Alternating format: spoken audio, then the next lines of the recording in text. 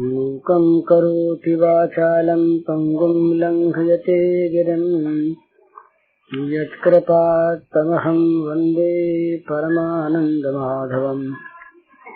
श्रीमन्मदनगोपालं वृन्दारण्यपुरन्दरं श्रीगोविन्दं प्रपद्येऽहं दीनानुग्रहकालकम्। वंशीविभूषितकरान्नवनीरदाभात् पीताम्बरादर्णबिम्बफलाधरोष्ठात् पूर्णेन्दुसुन्दरमुखादरविन्दनेत्रात् कृष्णात् परं किमपि तत्त्वमहं न जाने। नवजलधरवर्णं चम्पकोद्भासिकर्णं विकसितनलिनास्यं स्फुरन्मन्दहास्यम्। कनकरुचिदुकूलं चारुबर्हावचूलं कमपि निखिलसारं नौमि गोपीकुमारम्। श्रीहरि कल शाम तक प्रेमांकुर के उदय होने पर जो 9 लक्षण उत्पन्न होते हैं उनके संबंध में विचार हुआ था। प्रेम, ज्ञान, भगवत प्राप्ति, बोध, आत्म साक्षात्कार, ये सब एक ही चीज है। सत्य एक है, परमात्मा एक है। उस एक की ही प्राप्ति के और एक की अनुभूति के ये विभिन्न साधन हैं। और वो इतना विचित्र है, इतना वो विविध वैचित्र्यमय है कि उसकी सारी विविध अनुभूतियां सत्य हैं। सब उसी में है ना, उसी की अनुभूतियां हैं। इसलिए छोटा बड़ा मानने की आवश्यकता नहीं, भ्रम में पड़ने की आवश्यकता नहीं। पर इन सभी मार्गों में एक चीज बड़ी आवश्यक है, वो है मानव धर्म। वो है मन इंद्रियों का भगवान की ओर लगकर दूसरी ओर से विरत हो जाना। चाहे वो भगवान का वहाँ उनके मन में कोई रूप हो, किसी मार्ग से हम जाएं पर पाछे चाहिए राख चाहिए ही। तो इसीलिए ये मानव धर्म, यम नियम, दैवी संपत्ति, मनुष्य के भागवतों के धर्म कहीं 10 हैं, कहीं 18 हैं, कहीं 49 हैं, कहीं 26 हैं। अलग अलग विस्तार और संकोच से भेद है, पर ये सब के लिए आवश्यक है। बहुत बार भूल हेतु इसमें बड़ा अच्छा होता है इस बात को समझ लेना, पर समझते हुए भूल करते हैं। और भूल हेतु के लिए अपने अंदर के देश को लिखते नहीं। और ज्ञानी, प्रेमी, महात्मा, महापुरुष भगवान बनना चाहते हैं। इसलिए महात्मापन, महापुरुषपन, भगवत्ता इत्यादि की आड़ लेकर अपने दोषों का समर्थन करते हैं मनुष्य। ये बहुत बड़ी कमजोरी और पतन का मार्ग है। प्रेमी कहते हैं कि प्रेम के मार्ग में कोई विधि निषेध नहीं, जो चाहे उसे आबाद करो, और मन इंद्रियां वश में है नहीं। तो परिणाम ये होता है कि भगवान के नाम पर, प्रेम के नाम पर दुराचार फैलता है, अनाचार फैलता है, भ्रष्टाचार फैलता है। तो सबसे पहले इस सावधानी की आवश्यकता है। जब हमको योग मार्ग के द्वारा समाधि प्राप्त करने लगे और समाधि अवस्था में कोई कुछ भी करने का क्या आपत्ति है। ऐसे हमारे पास समाचार आया करते हैं योगियों के भी, भक्तों के भी और भगवान के अवतारों के भी। आजकल बहुत अवतार इस समय हो रहे हैं भारतवर्ष में एक साथ। वेद नहीं है, हमारे पास एक अवतार फाइल है।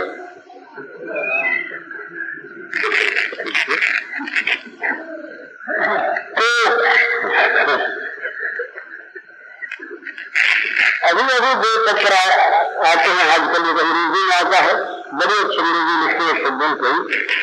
ये एक किसी का अवतार मानते हैं और एक हिंदी में पत्र आता है।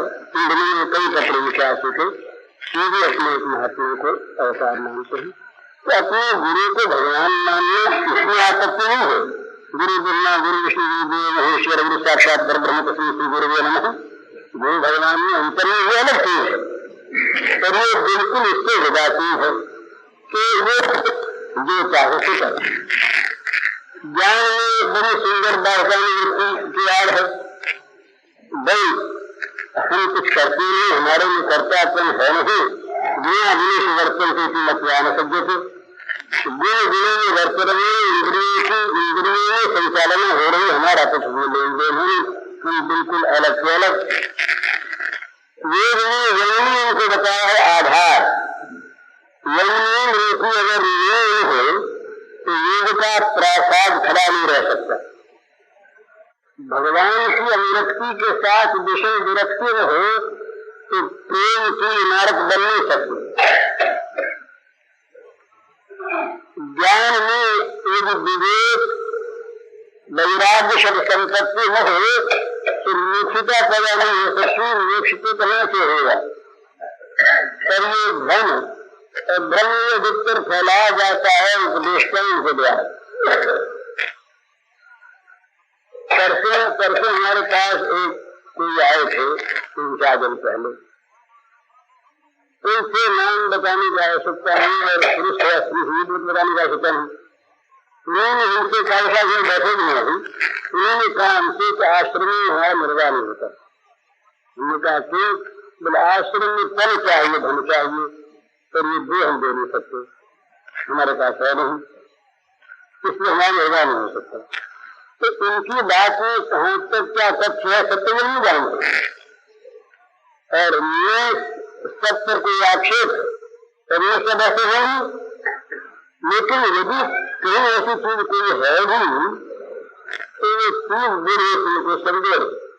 तो हम चाहे प्रेम का साधन करें, चाहे भक्ति का करें, चाहे योग का करें, चाहे वेदांत का करें, प्रेम का करें, दो बात ख्याल रखने की है। एक तो साध्य भगवान है, इनको कहीं छोटा न बना दें।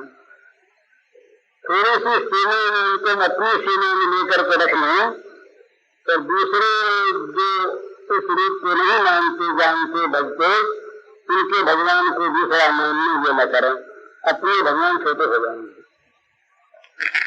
और दूसरी बात, किसी भी साधन में हम जाएं, किसी भी मार्ग में हम जाएं, जैसे मार्ग का पाथे अच्छा संग आवश्यक है, इसी प्रकार दैव संपत्ति, यमुनियम, मानव धर्म, इंद्रियों का संयम, मन का भगवान की ओर अपने साध्य की ओर लगना ये आवश्यक है। इन दो बातों में ख्याल रखें, नहीं तो बड़ा भय है। हम चाहेंगे करना और तारना, पर होगा अंदर मानव संधा की तरह से जहेली करना। तो ये सावधानी की आवश्यकता है सबको।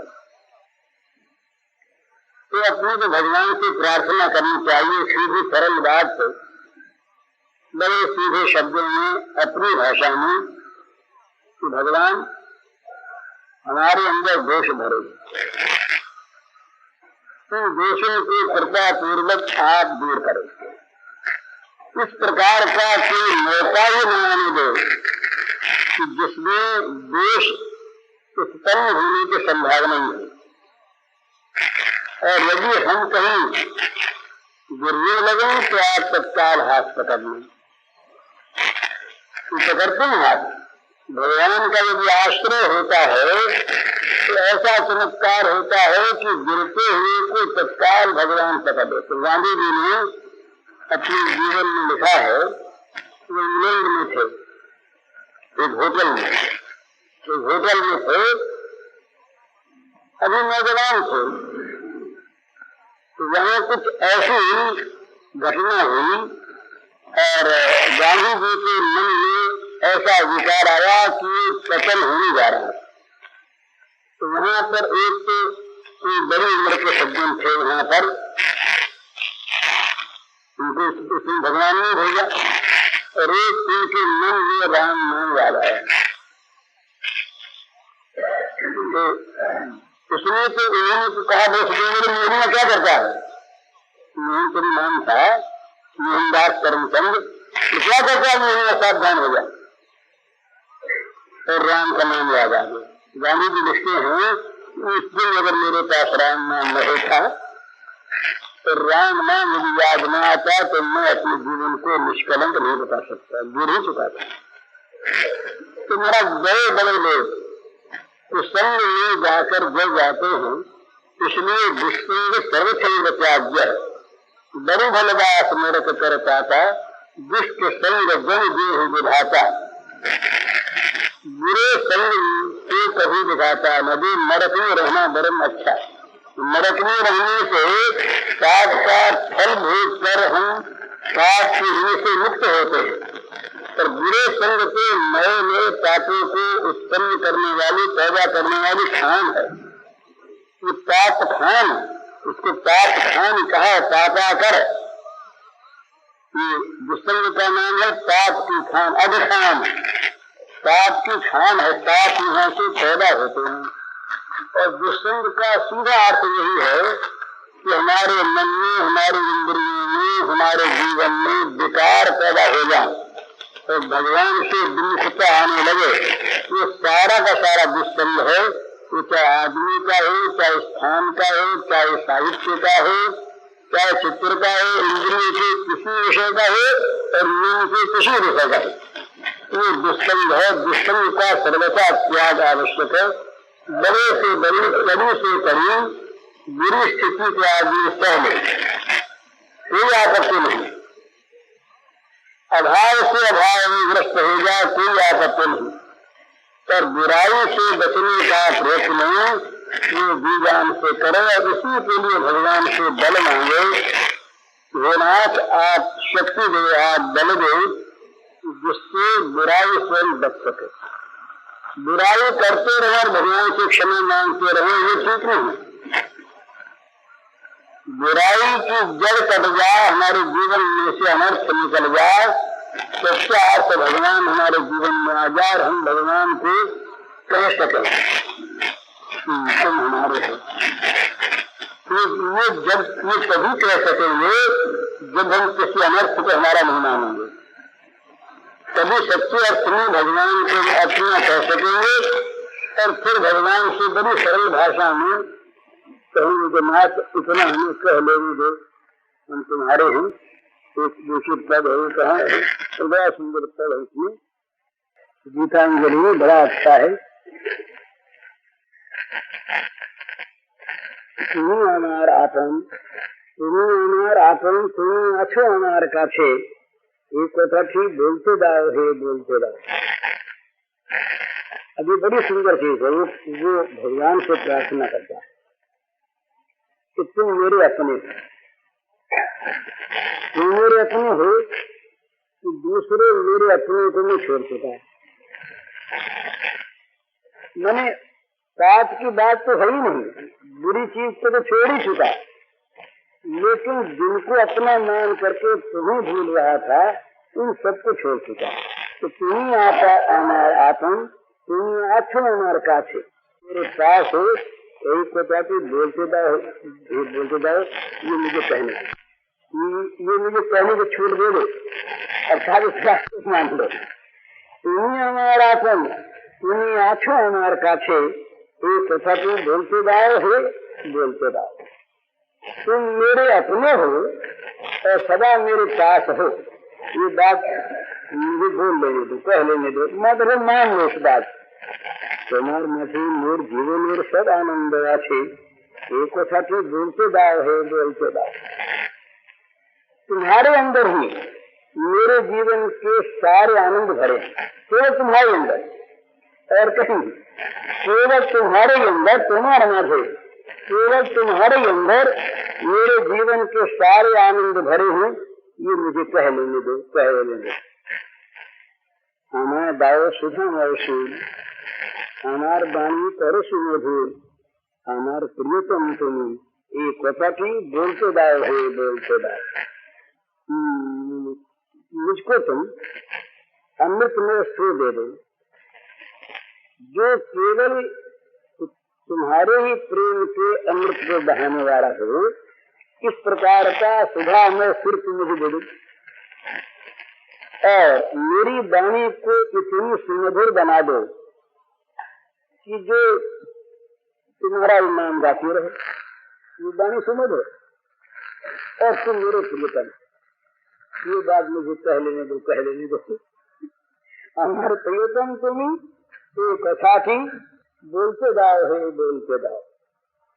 निखिल आकाश धरा ये तुम्हार दिए भरा, हमार हृदय होते यही कथा थी, बोलते जाओ है, बोलते जाओ। बड़ी सुंदर बात।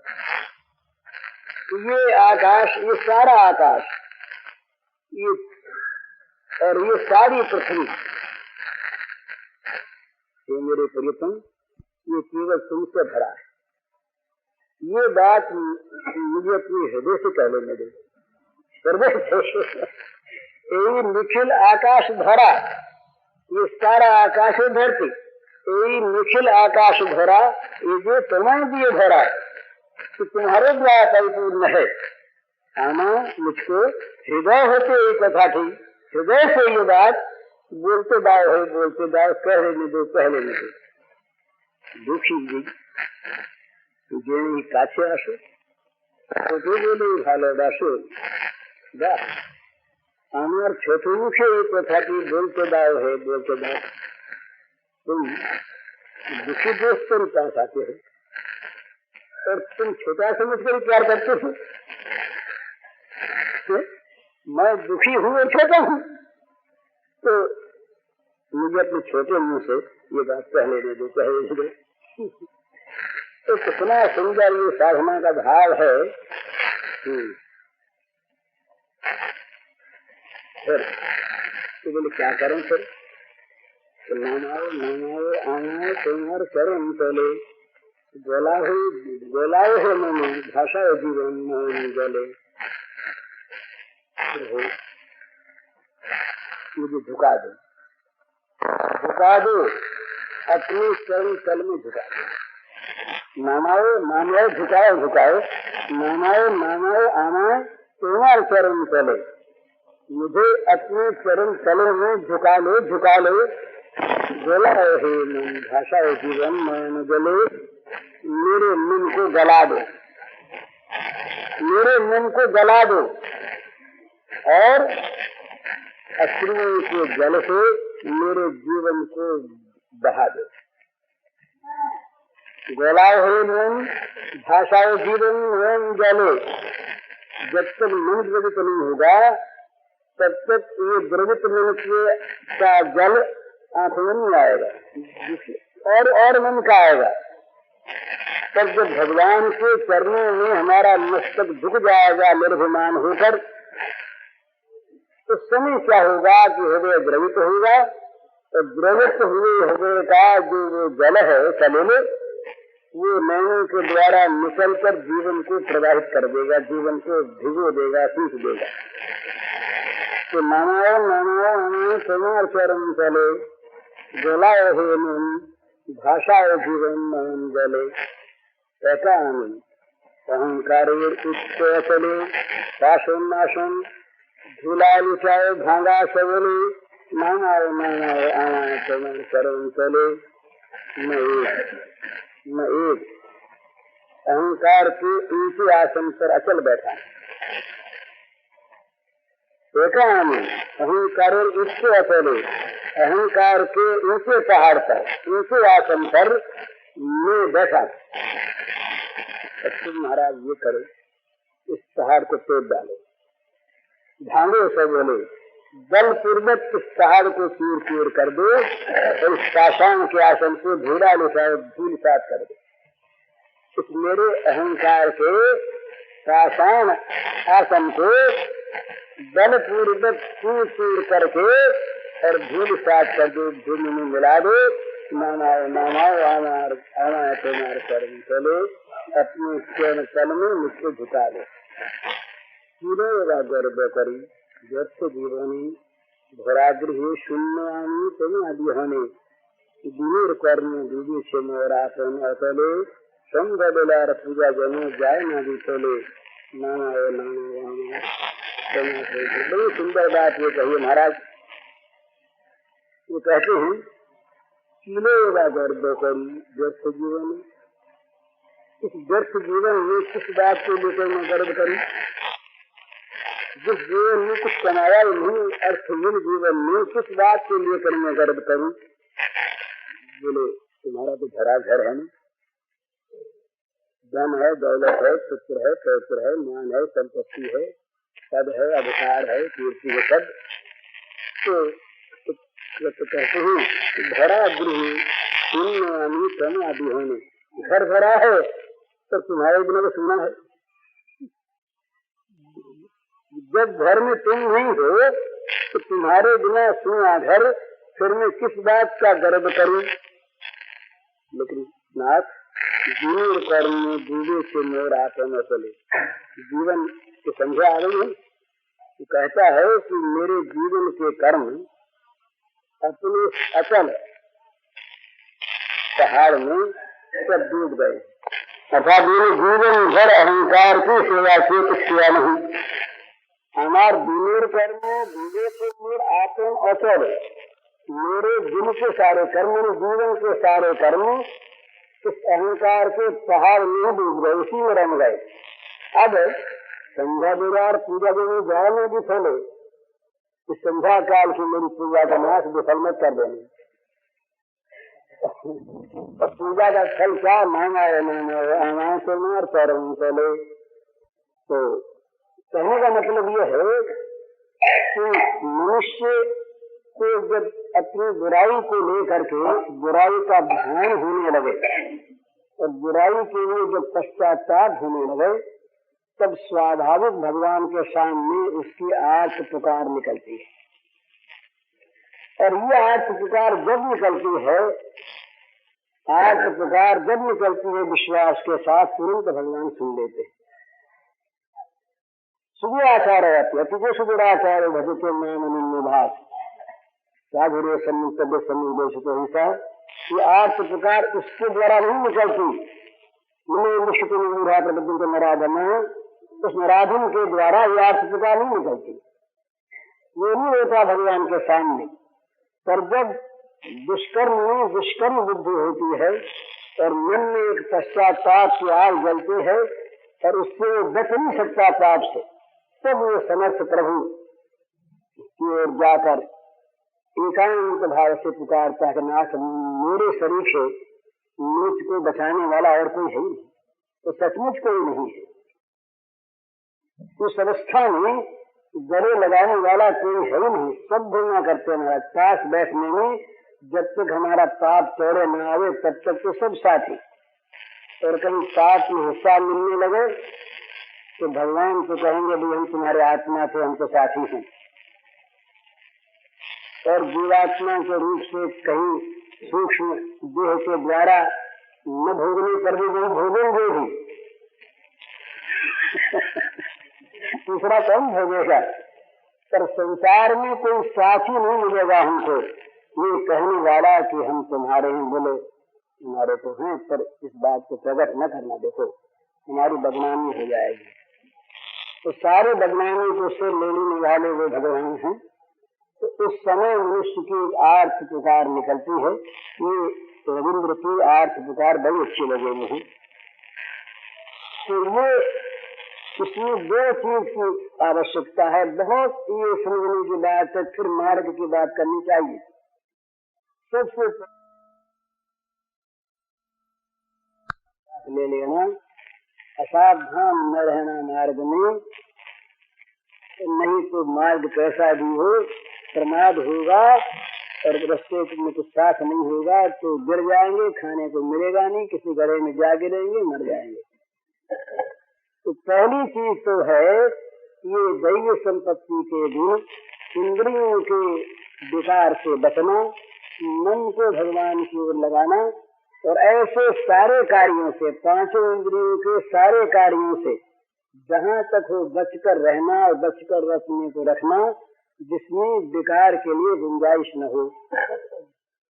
दूसरी चीज अपने साध्य में जो हमारा इष्ट है उसमें और अपने साधन में कभी भी हीन बुद्धि न करना। इसका अर्थ ये नहीं कि दूसरे इससे हीन है,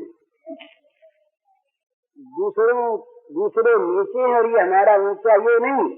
अपने में हीन बुद्धि नहीं, अपने इष्ट भगवान राम के लिए किसी ने पूछा जिसे कहा कि नहीं हमें पता नहीं, ऐसी सुनी हुई बात है कि भाई तुम्हारे राम जो है तो 12 कला अवतार हैं, तो श्री कृष्ण ये 16 कला अवतार हैं, तो तुम राम ही को भजते हो तो तुलसीदास जी प्रसन्न हो गए, बड़े खुशी हुए। श्री कृष्ण 16 कला है, तुम इस बात को तो बोले नहीं, ये तुम्हारा सुनी नहीं उन्होंने। और कहने लगे कि हैं हमारे राम 12 कला अवतार हैं, हम तुम्हें दशरथ पुत्र ही मानते थे, यही बोल के भजते थे और तुमको 12 कला अवतार बताते हो, ये बड़ी अच्छी बात है। ये भय अपने मन में रखे और भगवान से प्रार्थना करे कि हमारी इस यात्रा को आप निर्विघ्न चलाओ। और यात्रा में सबसे अच्छी बात है ये है, यदि हम कर सके किसी भी यात्रा में, किसी भी प्रकार की ये साधन की यात्रा में एक बात अगर हम कर सकें तो वो सर्वोत्तम है, वो सब प्रकार सुरक्षित है। ये कि जिसको हम पाना चाहते हैं उसके साथ हैं, जिसको हम पाना चाहते हैं वो यात्रा के लिए चल कर तो हमारे साथ होगा, उसकी सन्निधि में हम चल रहे हैं, उसकी देख रेख में हम चल रहे हैं। हमें केवल उसी को याद रखते हुए चलना है, उसी में मन लगाए हुए चलना है, उसी की ओर ताकते हुए चलना है, उसी को धसते हुए चलना है और तरफ ताकना नहीं। तो प्रतिज्ञा करके घोषणा करता है वो अपनी तरफ से योगक्षेमं वहामि, अहम वहामि। भार धोना, दहन का अर्थ धोना, दहन कैसे धोने को, तो भगवान धोने का जिम्मा लेते हैं, 2 चीज को धोने का। जो तुम्हें मिला है उसको बचा देने का भार हमारा। तुम निश्चिंत रहो, अपना तुम्हारे किसी चोर दासों को नहीं आने देंगे, तो छीनने वाले को, लूटने वाले को, चुराने वाले को बिल्कुल नहीं आने देंगे, हमारा पहरा रहा। और ये भार हम स्वयं लेते कि सिपाही को नहीं भेजेंगे, सिपाही नहीं भेजेंगे, हम स्वयं रहेंगे पहरे पर, नहीं आने देंगे। और भाई जो तुम्हें आवश्यक है इसका जुगाड़ हम कर देंगे, वो भी भार हम देंगे, हम धो के ले आएंगे। ये एक कथा ऐसी है, ऐसी उत्कल प्रांत की, कहाँ तक ठीक बात हम नहीं जानते पर बात बड़ी अच्छी। और वो बात है लौकिक, इसलिए कि यदि मैं समझे कि गीता के अर्थ का ये नीचा अर्थ है, भगवान के लिए नीचा ऊंचा कोई नहीं। नंद बाबा की ड्यूटी दिखा सकते हैं और अनंत ब्रह्मांड को विद्युत भी कर सकते हैं अपने रोम रोम में, और सबसे परे भी रह सकते हैं। इसलिए भगवान में सारे अर्थ खटते हैं।